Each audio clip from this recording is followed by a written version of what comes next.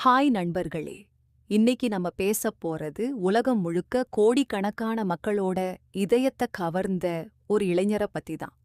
பிடிஎஸ்ன்ட்டு சொன்னாலே நம்ம எல்லாருக்கும் ஞாபகம் வர்ற பெயர்கள்ல முதல் வரிசையில இருப்பவர் ஜங்குக். சூப்பரா பாடுவார், அசத்தலா டான்ஸ் ஆடுவார். ஸ்டேஜ்ல நின்னா அவரை மட்டும்தான் எல்லாரோட கண்ணும் தேடும். ஆனா இந்த வெற்றியெல்லாம் ஒரே நாள்ல கிடைச்சதா?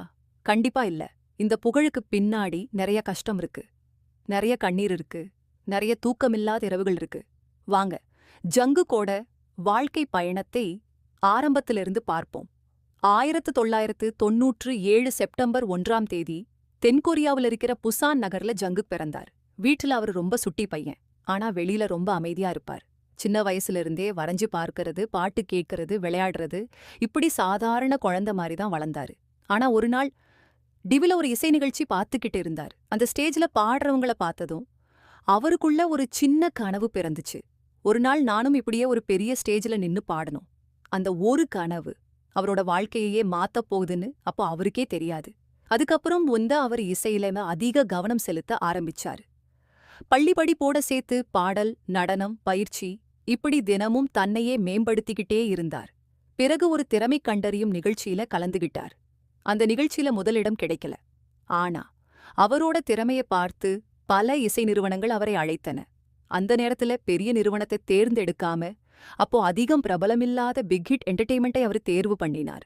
அந்த முடிவுதான் அவரோட வாழ்க்கையிலேயே மிகப்பெரிய திருப்பு முனையா மாறுச்சு. ஆனா அதுக்கப்புறம் வந்த வாழ்க்கை அவ்வளோ ஈஸி இல்ல. காலையில இருந்து ராத்திரி வரை டான்ஸ், அதுக்கப்புறம் பாடல் பயிற்சி, உடற்பயிற்சி, மொழி பயிற்சி, ஒரு நாளைக்கு பல மணி நேரம் பயிற்சி. சில நேரம் உடம்பே முடியலன்னு தோணும். ஆனா ஒரே ஒரு விஷயம்தான் அவரை முன்னாடி கூட்டிட்டு போச்சு. என் கனவை நான் கைவிட மாட்டேன். 2013ஆம் ஆண்டு பிடிஎஸ் அதிகாரப்பூர்வமாக அறிமுகமானது. ஆனா ஆரம்பத்துல பெரிய வரவேற்பு கிடைக்கல. சிலர் விமர்சனம் பண்ணாங்க, சிலர் இவங்க நீண்ட நாள் இருக்க மாட்டாங்கன்னு சொன்னாங்க. ஆனா ஜங்குக்கும் அவரோட குழுவினரும் அதையெல்லாம் மனசுல வச்சுக்கல. அவங்க ஒரே ஒரு விஷயம்தான் பண்ணினாங்க, இன்னும் அதிகமா உழைச்சாங்க. ஒவ்வொரு பாடலையும் மனசு வச்சு உருவாக்கினாங்க. ஒவ்வொரு மேடை நிகழ்ச்சியையும் கடைசி நிகழ்ச்சி மாதிரி கொடுத்தாங்க. அதுக்கான பலன் கொஞ்சம் கொஞ்சமா கிடைக்க ஆரம்பிச்சது. கொரியாவை தாண்டி ஆசியா, ஐரோப்பா, அமெரிக்கா, இப்படி உலகம் முழுக்க பிடிஎஸ்க்கு ரசிகர்கள் உருவாக ஆரம்பிச்சாங்க. அந்த பயணத்துல ஜங்குக்கோட குரலும் டான்ஸும் மேடை ஆற்றலும் அவரை தனியாகவே கவனிக்க வச்சது. ரசிகர்கள் அவரை அன்பா கோல்டன் மக்னைன்னு அழைக்க ஆரம்பிச்சாங்க. ஏன்னா அவர் பாடுறதுல மட்டுமில்ல, டான்ஸ் மீதே ஓவியம், ஸ்போர்ட்ஸு, போட்டோகிராபி, வீடியோ எடிட்டிங், எதுல கைய வச்சாலும் சிறப்பா செய்யக்கூடிய திறமை அவர்கிட்ட இருந்துச்சு.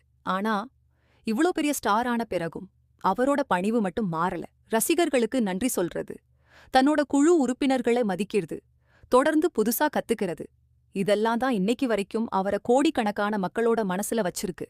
ஜங்குக்கோட வாழ்க்கை நமக்கு ஒரு விஷயம் கத்துக் கொடுக்குது. கனவு காண்றது முக்கியம், ஆனா அந்த கனவுக்காக தினமும் உழைக்கிறது தான் இன்னும் முக்கியம். நீங்க எங்கிருந்து வந்திருக்கீங்கன்னு முக்கியமில்லை, உங்க பின்னணி என்னன்னும் முக்கியமில்லை. உங்க கனவை நம்பி அதுக்காக தினமும் உழைச்சிங்கன்னா ஒரு நாள் உலகமே உங்களை திரும்பி பார்க்கும். அதுதான் ஜங்குக்கோட வாழ்க்கை நமக்கு சொல்லிக் கொடுக்கும் மிகப்பெரிய பாடம். அடுத்த வீடியோல இன்னொரு சுவாரஸ்யமான பிரபலத்தின் வாழ்க்கை பயணத்தோட சந்திப்போம். அது வரைக்கும் பாத்துக்கோங்க. நன்றி.